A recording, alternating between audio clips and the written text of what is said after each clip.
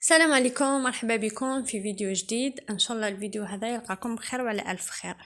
اليوم جبت لكم صابلي بريستيج، صابلي العرسان. هذا مليح تديه مع كادو في يدك، تدخلي به، تكوني معروضه للعرس، تديه ديروه في العرس لوحده حبيبتك، المهم يحمر لك وجهك. وبريستيج كما راكم تشوفوا حاجه شابه ومقادير سهله. نروحوا ما نطولش عليكم، نبداو في المقادير.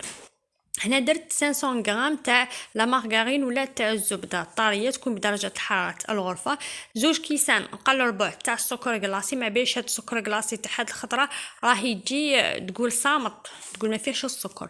روحوا بالخف نضربوه بالباتر، نطلعوه مليح ونزيدوا له 4 صفار وحبه بيض كامله. 4 صفار وحبه بيض كامله. واللي تبغيه يجي شويه شويه قاعد بروحه، دير 2 حبات كاملين و3 صفار والكاس تاع الزيت. انا هنا جاني قلت لكم الطري يشبه بزاف.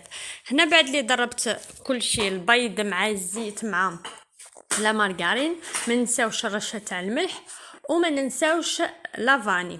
نروحو نبداو الاضافه تاعنا، نبداو في الفرينه ونديرو 2 باكيات تاع خميره الكيميائيه، 2 باكيات، ونبداو نلمو بشويه في هذيك العجينه تاعنا.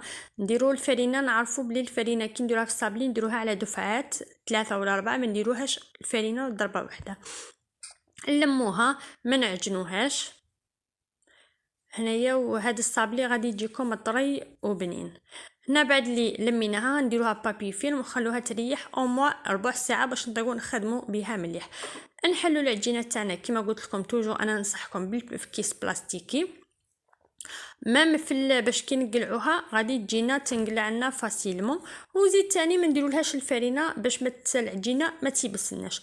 انا جبت اختاريت هاد الطابع دروك نتوما واش تبغوا تختاروا. اختاريت هذا الطابع ونطبع به كاع الحبات تاعنا كما راكم تشوفوا. وقلت لكم ينقلع بالخف بهذا البلاستيك. هاد الحلوى سيوها وردوا لي الخبر مليحه، قلت لكم تحمر لكم وجهكم. سورتو دي فوا يكون عندكم عرس وتحيروا فاش تدو معاكم، ديروا هاد الكاطو وردوا لي الخبر. هنا نكملوا الحلوى تاعنا كاع، نروحوا نديروها طيب على درجه 180 درجه. بعد اللي غادي نقلعوها كما راكم تشوفوا انا هنا راني قلبتها باش نبدا نعمر فيها في الكريمه تاعنا. الكريمه اللي درت لها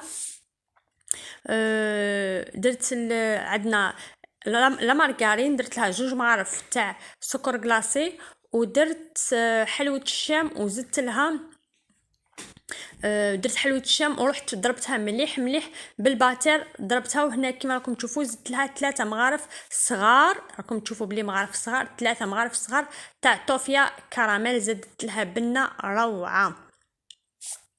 هنا نخلطوهم مليح هاد الخليط، وغادي تجي حشوه بنينه. ديجا نعرفوا بلي طوفيا كراميل عندها قوه وحده، ومع هذيك الكريمه اللي فيها الدهان، يعني لا مارغرين فيها حلوه الشام وفيها سكر كلاصي. ونبداو نكلاصي في الحبات تاعنا. انا بعد اللي كملت الحبات تاعنا كاع كلاصيتهم جاتني 67 حبه، يعني حبه فوق حبه. بلا هادو راكم عارفين دي فوا تكسر حبه، دي فوا ولدك تعطيني حبه ماما. هذاك عبد النور ديجا فات لي فيهم. هنايا قلت لكم يعني طيح لكم في الحسبه تاع 130 140 حتى ل 140 حبه. هنا درت الطليه، زدت لها ملون ابيض لخاطش بنخليها بيضه، درت لها ملون ابيض. الطليه هذه اللي راني موالف نديرها درتها لكم في الكعكات، وزدت درتها لكم في صابلي تاع الليمون.